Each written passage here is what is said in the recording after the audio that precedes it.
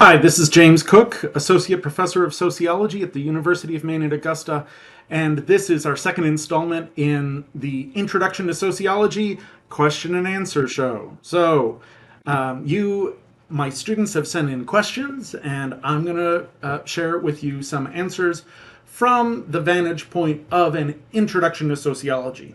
So, please understand that if you are an advanced sociology student, you may recognize that there are many possible answers to every question that is asked. I'm going to try to provide an accessible introduction to answers that sociology has to provide. So, AL writes, given that this is the first in-depth class I've taken or experienced regarding sociology, I'm more or less curious about the structure of it.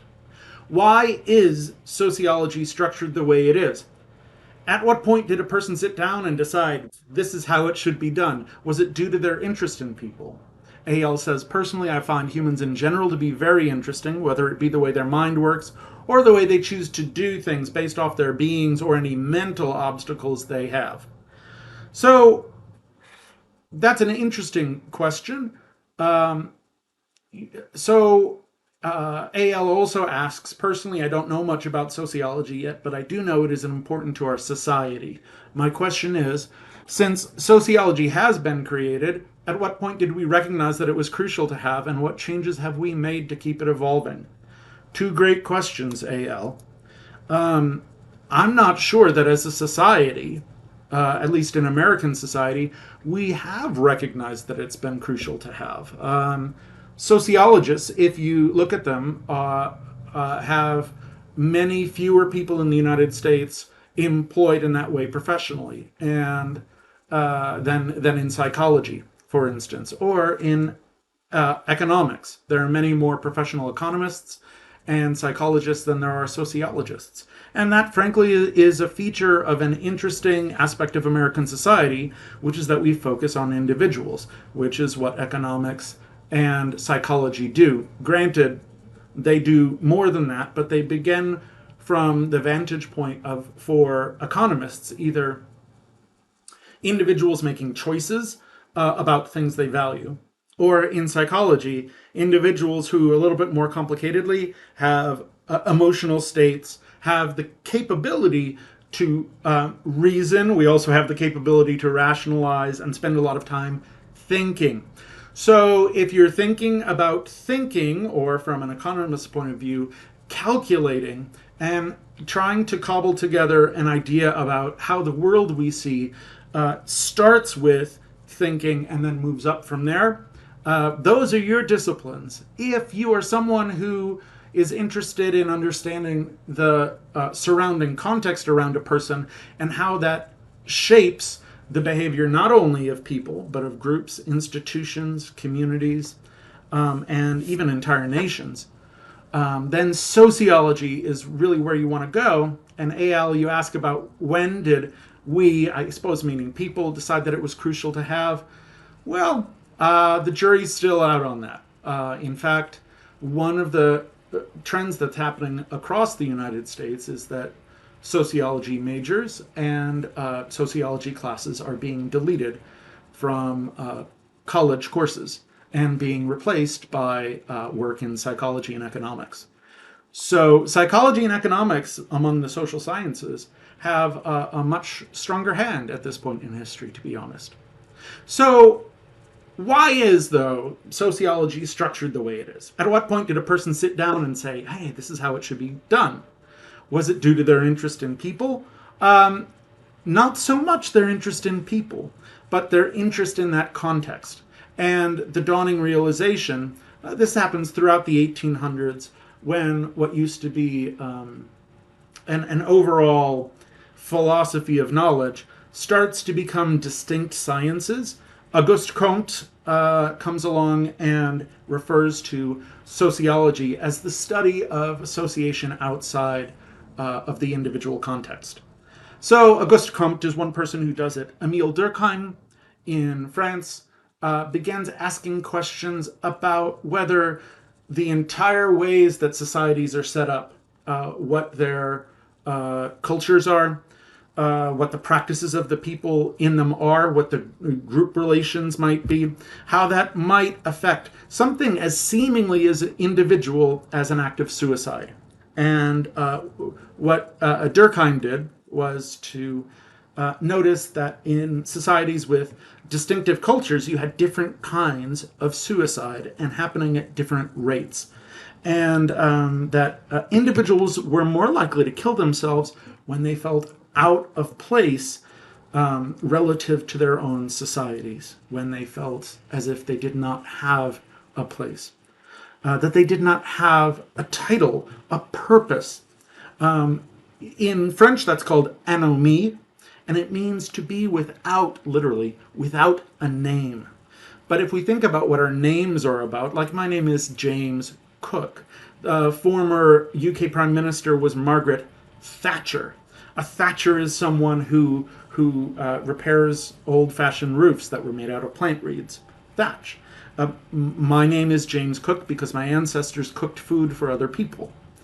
If your name was Emma Baker, right, your name would talk about what it is that you and your family do. So to be without a name is to be without a position, a place, a purpose in a society.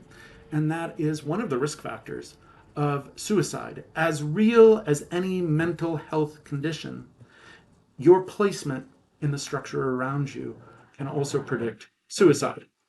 So En asked the question, I would be interested to know what paradigm can be found in the sociology of visual art, movements, styles, absolutely the sociology of culture.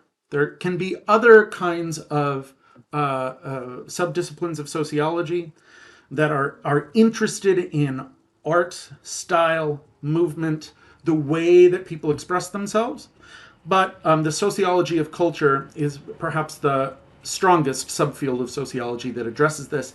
And within culture, the paradigm of symbolic interactionism is particularly strong.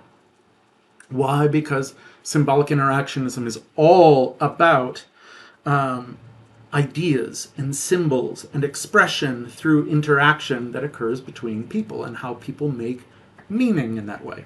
So I'd say that's a pretty strong slam dunk for symbolic interactionism. Here's another question. AG asks, since humans typically have the tendency to associate with people that they believe are similar to them and form friendships and relationships with them, does that also apply to marriage? You often hear people say opposites attract. Does that apply to the partner you choose to marry, or does homophily bias apply? Marriage is an interesting feature. And by the way, the common sense phrase opposites attract shows us why working from common pithy sayings is dangerous, because we also have the common pithy saying, birds of a feather flock together. Opposites attract means people are more likely to come together when they're unlike each other. Birds of a feather flock together means when people are similar, they're more likely to connect. So in marriage, there is one dissimilarity that is most common, and that is across lines of gender. People tend to marry across gender lines. But otherwise, people are very what's called homophilous in their association. Educational homophily has had a lot of evidence found for it. That is, the level of education that two people have is disproportionately similar among married couples. So people are more likely to get married when they have similar education levels. And by the way, a citation for that is Jan Skopek, Florian Schultz, and Hans Peter Blossfeld.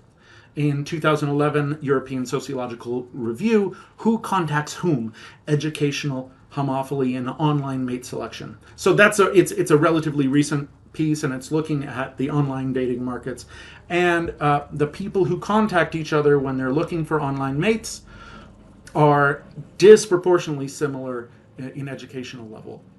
That's also true in terms of age. Now, there are stories of people of very different ages marrying, but people tend to be of similar ages. People tend to be of similar racial categories. People tend to have similar languages. People tend to have similar religions. Why is this? So the story that AG tells is that humans have the tendency to associate with people that they believe are similar to them, which indicates a choice, right? So one possibility is a choice, that given 5 people, you look for the person who is most like you. But when you think about education, race, language, religion, and other features like that, one of the most interesting things about all those categories is that they are features of the concentration of people in modern human societies. So, age and education is a very simple one. People go to school together in the same grade, and even go to college with people who are in similar age groups with them. Not always the same age group, but especially when you're younger, right? In your first 21 years, you tend to have educational experiences with people who are your age or within 1 or 2 years of you, at most in high school. So what does that mean? You're likely to marry people that you run into, and school is a great place to run into people and find people. And people do marry their high school sweethearts. People often marry their college sweethearts. And that takes care of age and also education level. Because when people then move on to additional levels of education, they spend more time together. In fact, I met my spouse in graduate school on the first day in a cohort of 10 people who were hoping to become sociologists. And we spent a lot of time together because our cohort, our class of people going into sociology grad school was only 10 people. So we hung out together quite a lot. We were young, this group of 10. And within that group of 10, I connected with one particular person, educational and age homophily. My spouse is the same age that I am. But religion concentrates people. People who go to a church see each other every week. That leads people to be more likely to marry. And churches are not only segregated, of course, by religion, since that's one of the founding principles of a church or a synagogue or a mosque or other house of worship, is a certain creed, a religious type. But also, churches are racially homogeneous. That is, they are more likely to contain people of the same racial group categorization than of different racial categories. And in fact, there's a famous statement that says Sunday is the most segregated day in the nation. It's true. Churches are more segregated than schools are. So that leads to a racial homophily. So in all aspects other than gender, in which it is disproportionately likely that people marry people of different gender categories, homophily rules. Interestingly enough, if you think of gender more expansively, as containing a set of ideas, expectations, values about ways that different kinds of people should act and what kind of behaviors they should exhibit, there's a great deal of homophily in terms of the culture of gender, what those expectations for behavior are. People who marry are more likely to agree with one another on the cultural aspects of gender than two random people who bump into each other on the street. Okay. So KG asks, a really interesting question. How often do sociologists look at other fields, such as psychology, when trying to prove or disprove their theories? I will say this. Sociologists, like most other scholars, look broadly across a number of fields. So as a sociologist, if you go to Google Scholar and you look me up as James Cook, sociologist, you can find my profile. You can see my publication record. And you'll find I've published in a wide variety of journals, including communication journals, including journals on social media, academic journals on science itself, as well as central journals in sociology. we look far afield for inspiration because the work of other people thinking in interesting ways about other problems can help us solve our own. So psychologists look to sociologists, sociologists look to psychologists. However, when we are trying to prove or disprove our theories, sociologists tend not to have the same theories as psychologists. Why? Because we're talking about different things. Psychologists are, although there are social psychologists, which is a mix of psychology and sociology, it's kind of like on the border between the two disciplines, where people think about how people think and work together in small groups. It's a mix of sociology and psychology. Otherwise, psychologists are really interested in internal states and how they're reflected in human behavior, whereas sociologists are, to describe a trend, more interested in the context surrounding people. So the theories are really going to be different. VH asks, at what point is a concept or theory considered common knowledge to society, and is it dependent on popular acceptance or other variables? Oh boy, that's a huge question. Well, the first idea is, well, what is common knowledge? Possibly common sense, right? I would challenge common sense.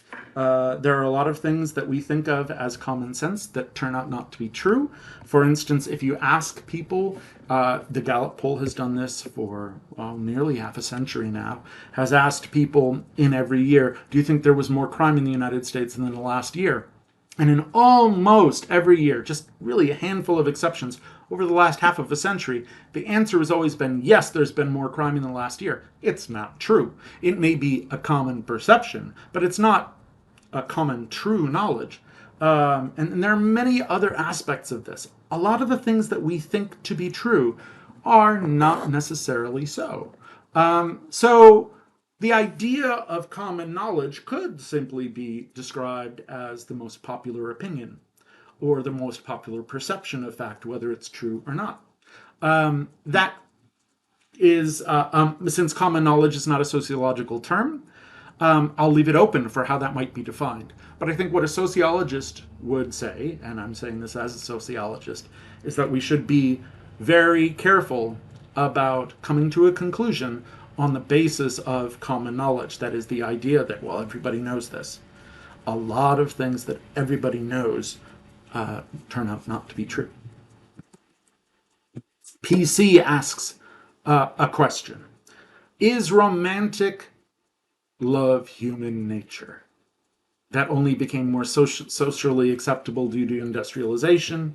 Or, that's one possibility, did romantic love become glorified and therefore sought out by people to fit in with societal norms? Was romantic love systematically oppressed in the past or systematically created by societal changes? Wow. Well, that's a huge question. One answer is that we can look at human society, and here are a few studies that do that. You see the citations here. I urge you to look these up. What they will show is that certainly the basis for romantic relationships, sexual relationships, reproductive relationships, we might say most clinically, have been more or less romantic over time. They have had different motivations for different purposes, depending on a few things. The economic basis for what it is that families were expected to do as groups. Are they production units? Are they reproduction units? Are they educational units? Are they instructional units? Are they units of affection and recreation? They could be many things. And so families and the parents who most often create families get together for different reasons across time. So I would simply urge you to take a look at that history of marriage over time and note that it has changed. Okay. HH. My question is, says HH, what societal structures have stood the test of time?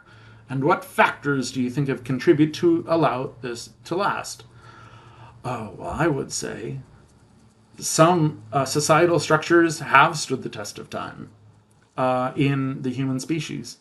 And that is the social structure of a group.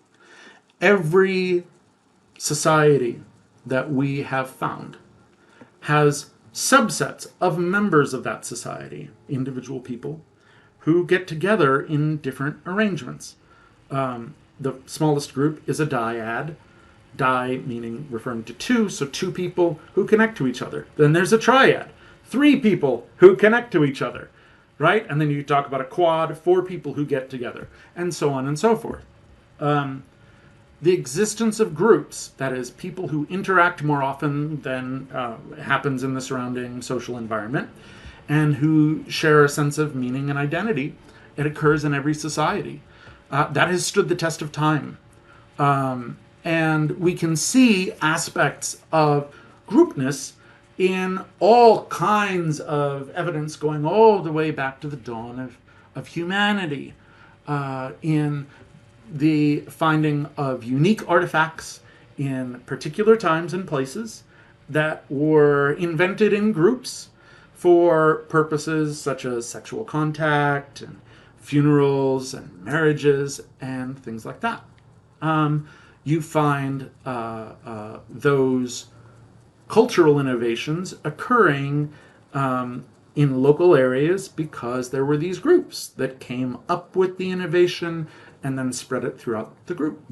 And certainly you can find evidence of groups all peppered throughout society today. I would say the group is the social structure that has stood the test of time. What we call those groups, whether they're families or churches or 12-step organizations, you could bowling leagues, doctors' offices are groups. They're professional groups. They're peppered all over the place, but they're very ancient. So that's a social structure that I would say has stood the test of time. HD asks, what kind of a role does travel play on a person's outlook on life? That's a really interesting question, HD. And to answer that, I would say the following. This is a saying that I'm borrowing from my graduate advisor, J. Miller McPherson, who was at the University of Arizona at the time where I went to graduate school, and he had a favorite saying, and it was, a person is a moving average of their associates. That is, what others around us are doing, those with whom we're in contact, alter us and change us. Their ideas, their practices, their ways of being rub off on us. And so one of the things that tends to happen, especially in places where people stay put and don't move throughout their life, and perhaps stay in the place where they were born and raise a family there and live there and die there, is that ideas, cultures, ways of life can be very localized, so that one town develops a particular character, a town 20 miles down the road may have a very different character.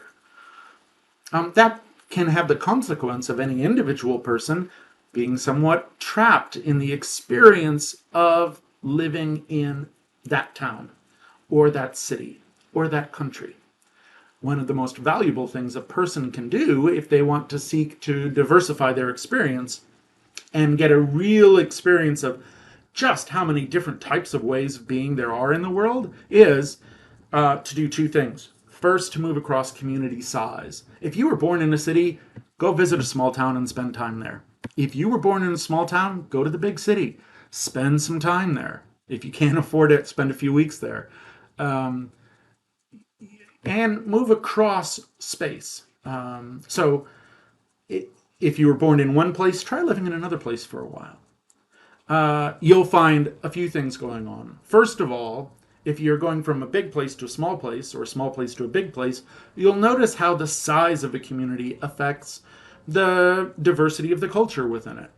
The more people there are, the more colorful and filled with niches that each have their own distinct subcultures, the more that's possible to occur. If you live in a town of 50 people, there's not that much possibility for cultural difference to emerge amongst those 50 people. And to see those differences in how culture expresses itself and the variety is amazing. but also the content of what that culture is going to vary the farther you get away from your hometown. So if you can travel halfway across the world and spend a little bit of time there, you can find it very eye-opening. And I hope that at some point in your life, if you haven't already, you have a chance to do that. Okay, student HB asks, can a sociologist study whether or not a world is changed for the better or worse based off of social change over the years and get a definite answer? Yes, once we agree on what better looks like or worse looks like. And that's a question of value. So that's not a trivial question. What is good? What is bad? You have to come up with an agreement on that. But let's say that people come into agreement on some things. Is it possible to study whether the conditions based on that characteristic of a society change? Yes, absolutely so. Murder rates are a classic version of this, and a very simple one. Because while it may be possible to hide an assault, or domestic violence, or tax fraud, or any other numbers of activities that a person might engage in, dead bodies, especially in our modern age, are relatively hard to hide. And especially because they're tracked people for tax purposes. When someone dies, it becomes apparent eventually, usually. In fact, it's a news story when we find out that there was a person who died a long time ago and nobody ever figured it out. It's that rare. So we can track the murder rate. And that's something that we absolutely can track over time. You can get a fairly clear answer. Are there likely, you say you're asking for a definite answer. Whenever you're tracking 330 million people in the United States, or about 8 billion people on the planet, you're going to make mistakes. So in that sense, no answers are perfectly exact, but you can get pretty good determinations of what's been going on in terms of murders over the years. Has the murder rate gone up, or has the murder rate gone down? Let's say over the last 30 years or so. By the way, the answer is that while most people think the murder rate's gone up, it's actually gone down. And you can look this up by looking at FBI crime statistics. Google that and do a little bit of a deep dive. And you can find that information for the United States. You can also find it for localities within the United States. And crime statistics, of course, being typically a government function, are going to differ from country to country, but you can do that in most industrialized nations. Here's another one. Another thing that industrialized nations do is they collect income taxes, which means that we can get a pretty good read, especially because employers are also required to report income. We can get a pretty good read on the income levels of households over the years and how they have changed. We can figure out, are people earning more money or less money over time? Are households, groups of people, earning more or less over time? And is there increasing inequality between them? That's an aspect of economic stratification. That is, are the rich getting richer while the poor get poorer? That's increasing inequality in money.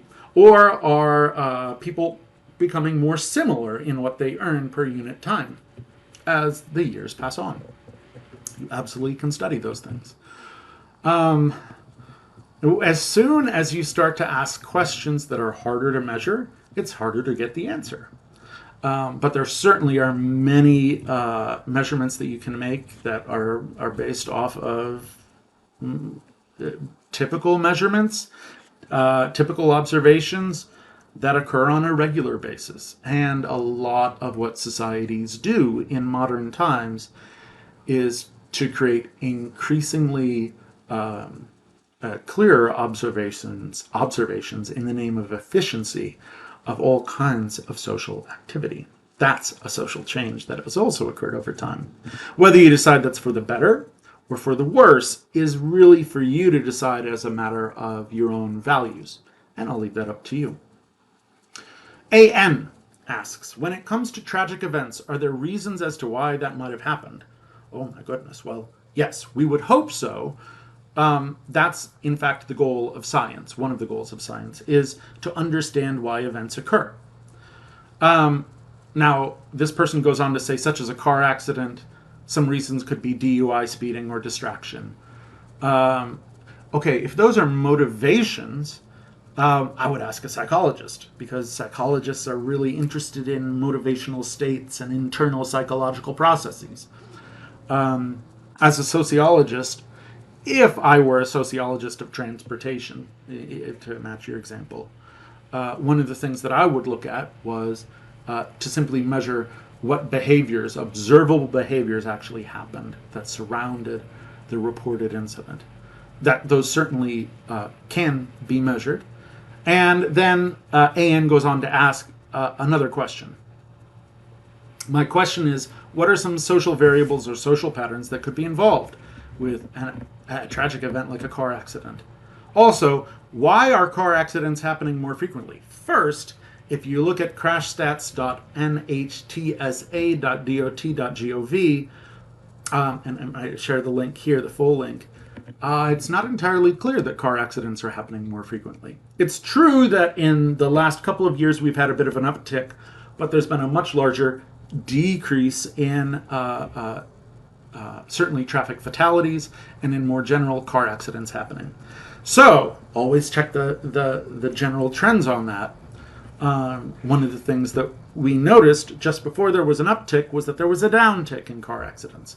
And this is a feature called regression to the mean, which is that, things tend to have a typical level. So if you go off that typical level in any year, perhaps a decrease in car accidents because people are driving less during the first year of the pandemic, well, we would expect it then to come up a bit in the next year to reach that average level, because things tend to have a long-term average. And regression to the mean simply means that when a trend moves away from the average, well, it tends to move back. So that's a social pattern, and that's interesting to observe. For instance, here's another version.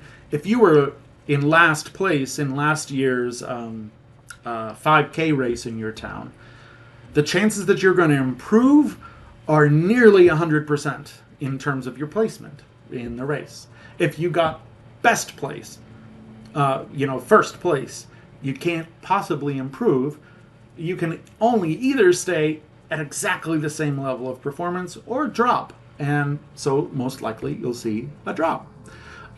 Some social variables or social patterns that occur with events like car accidents that are contextual and therefore sociological involve the density of cars around where you live.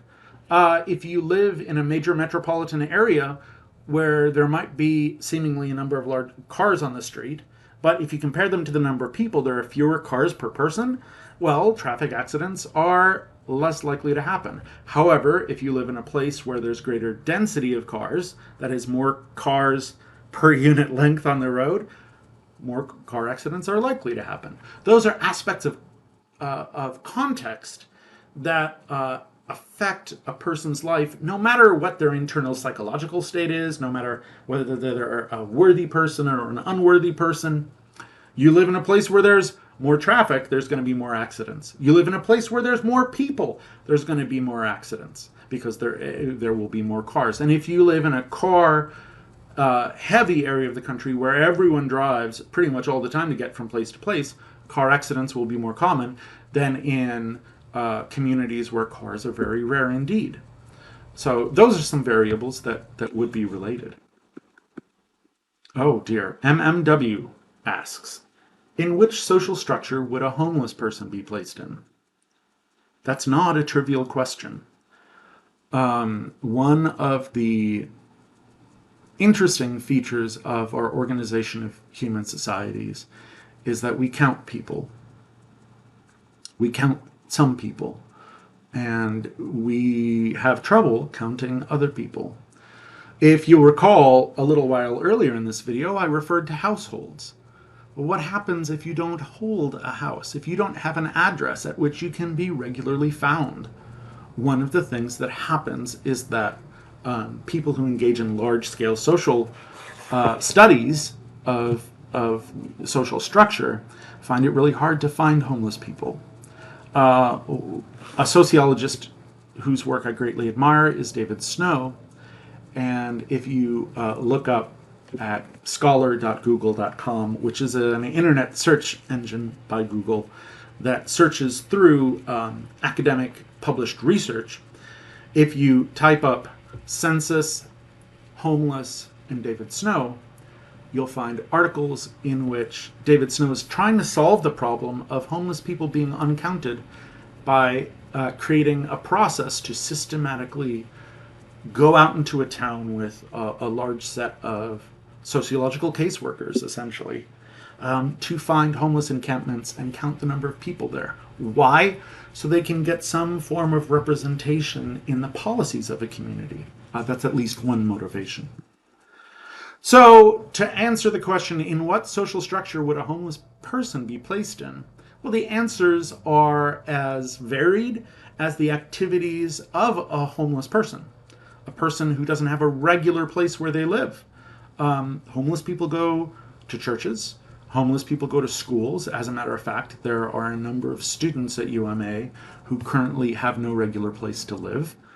Homeless people have jobs and have roles in society in various ways. So what social structure would they be placed in? It varies on what they do. But counting homeless people, figuring out how many homeless people they are, and figuring out what it is that homeless people do that might be similar to someone who is housed or different from someone who is housed, that's a major question in sociology. And there are sociologists working on that right now. ESG asks the question, says first, sociology has a huge role in affecting everyone's social development, but how may it increase people's understanding of themselves? Well, it depends on where you're getting started from, ESG. Certainly a dominant story in our American culture is that individuals are self-determining. And so one of the strengths, I think, of what sociology can offer a student in any field is to begin to understand and be able to look for and find and see the social structures that exist around us that press on different people in different ways, providing a context that leads to different results for different people, regardless of what an individual person does inside themselves. That, for me, is one of the values of sociology.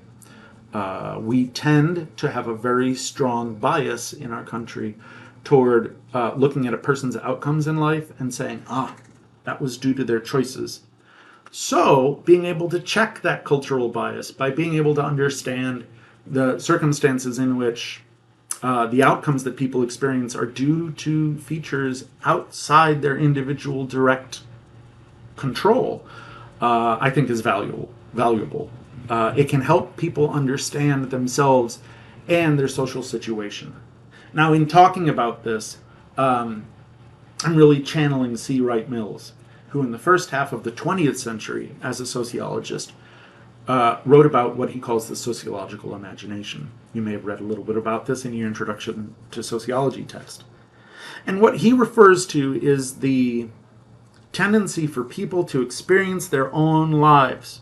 And because our eyes are attached to our heads, our ears are attached to our heads, right? What we see, what we hear, what we tactily experience is very much grounded in one individual body.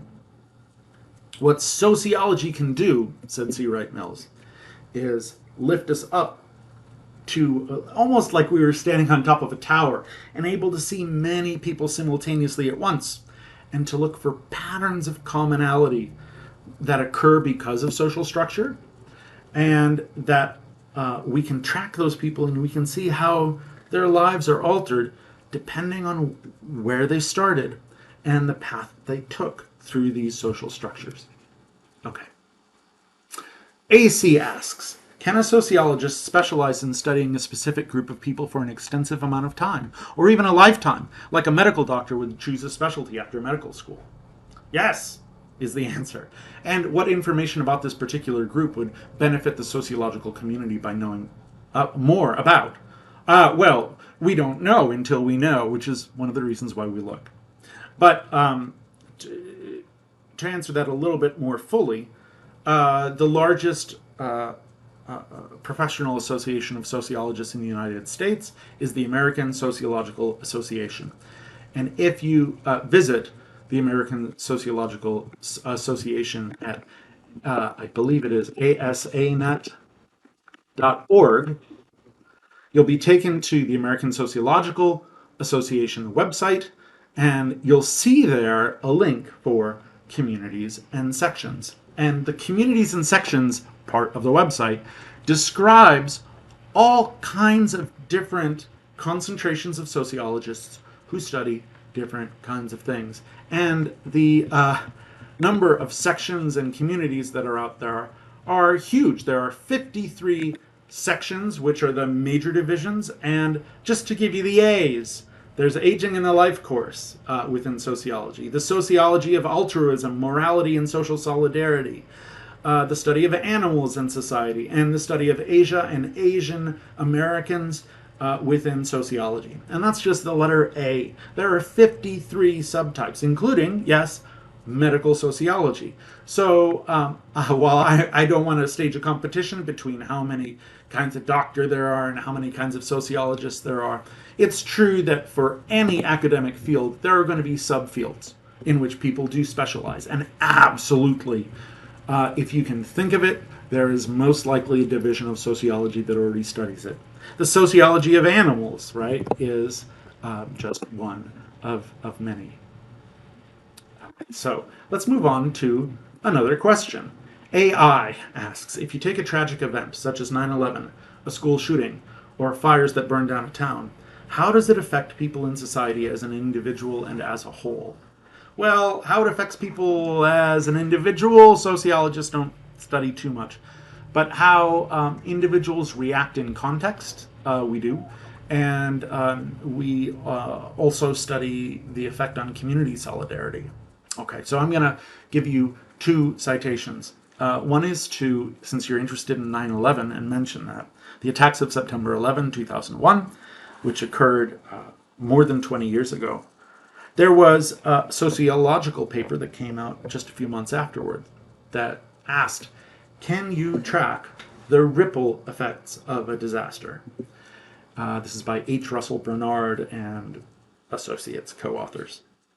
And in the journal Connections, which is a sociological journal, Bernard notes that if you know the number of people that typically someone is acquainted with, you can figure out if there's a certain number of people who were victims to, say, the 9/11 attacks. You can figure out the number of people that know such a person. So that's first a distance of one from the event, a first order distance. A second order distance means you know somebody who knows someone who was in the event. That's an additional step away. You can also figure that out. You can figure out how many people are 3 steps of distance from a victim of 9/11. You can do the same thing for victims of a pandemic, or for victims of a flood, or, more positively, for people who went to a really great party.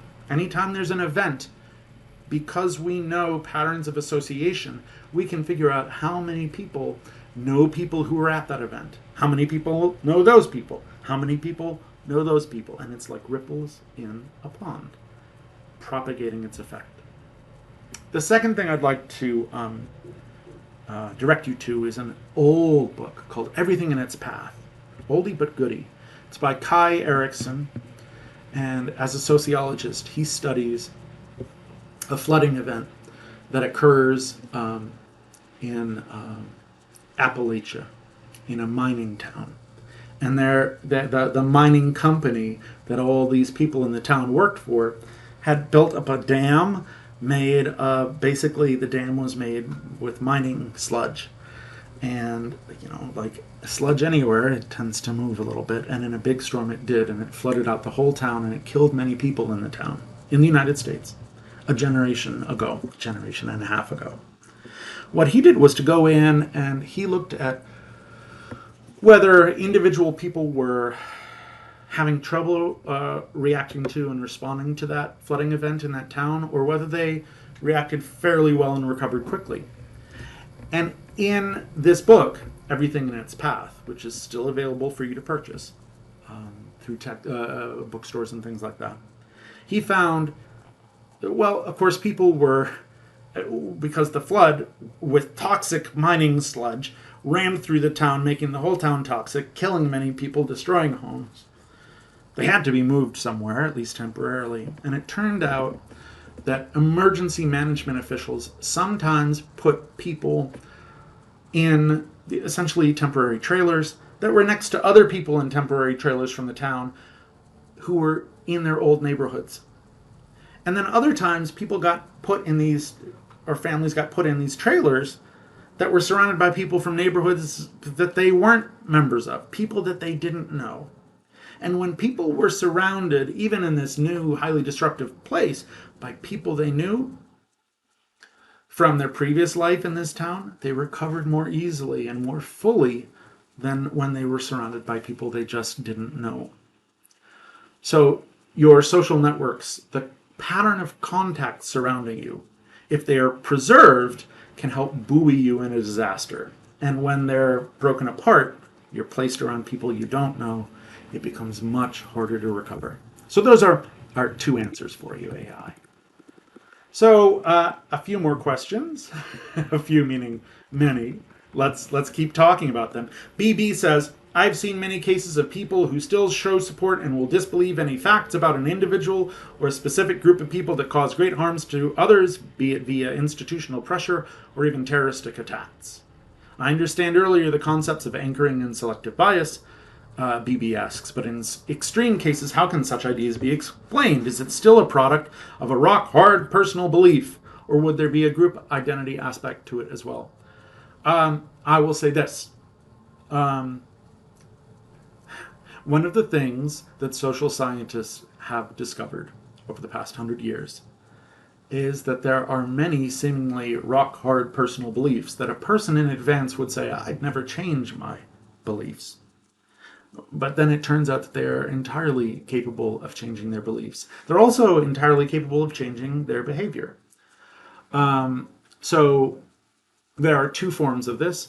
One is in which individuals deviate from the norm. That is, despite what others around them are doing, they decide to do something different. And another version of this is called conformity, which is a situation in which people are surrounded either by peers or by authority figures who are demanding a certain type of action.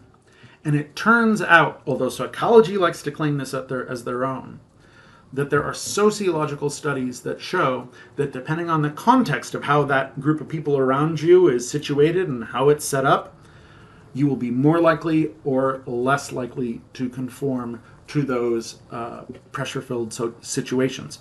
We're going to spend a whole week talking about conformity, and then we're going to spend another whole week talking about the act of being different, which we can call, it differentiation, but within sociology it's called deviance, being different. And that's it. We're going to spend 2 whole weeks on that. Okay. So another person says, in a similar vein, I've always been interested in criminology and crime, and I love to learn about criminals and why they do what they do.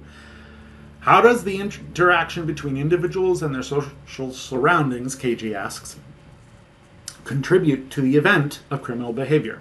The answer is in a number of ways. Criminology, the study of crime, is actually a subfield of sociology.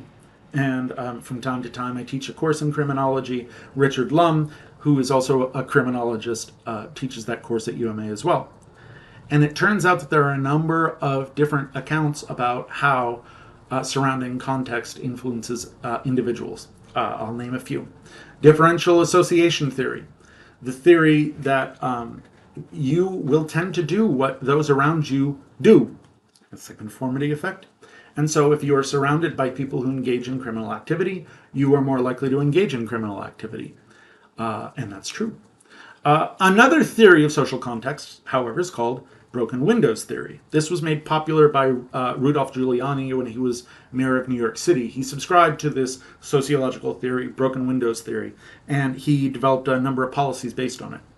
So the idea of broken windows theory is that people look for cues in their social environment about what kind of community they're living in. Are there broken windows? Are there flat tires on cars? and that the message that this sends, the cultural message that this sends, is that this is a safe place to violate norms regarding property or to even harm other individuals. Why is it a safe place? Because you see these things happening and they're not getting fixed in a place. Broken windows theory makes that prediction. There's a theory of deterrence, which says people respond to threats. So if you punish people heavily for crimes, other people will notice and they will be less likely to commit that crime. That theory of deterrence has been around for hundreds of years and was the basis for public executions in the public square. Hangings, guillotinings, you draw and quarter people, you torture them to death in horrible ways. That person is dead pretty quickly. So it's not usually for their benefit. If you don't kill them, it could be for their benefit to tell them never to do it again. That's called specific deterrence. But there's this thing called general deterrence, which is all about letting people in the audience know this could happen to you. On the other hand, there's a competing theory, and that's called labeling theory, which says, actually, most people violate social rules from time to time. If you look at most people's past, there's evidence of some criminal behavior. And how you respond to it as an authority figure affects a great deal. Because if you convict that person of a crime and give them a criminal record, it's like hanging a label around their neck, hence labeling theory. And the label says deviant, criminal, other, unsafe, reject, and people will reject that person. And when people reject that person from normal society, the only people that they will be accepted by are people who are deviant and criminal, who do things differently than the way the society sets up its rules. And when enough people call them that thing, they are more likely to accept that label, embrace it, and especially being surrounded by similar others, engage in future deviant and criminal acts. And when I say deviant and criminal, I don't mean to myself as a professional engage in judgment on such people, either good or bad.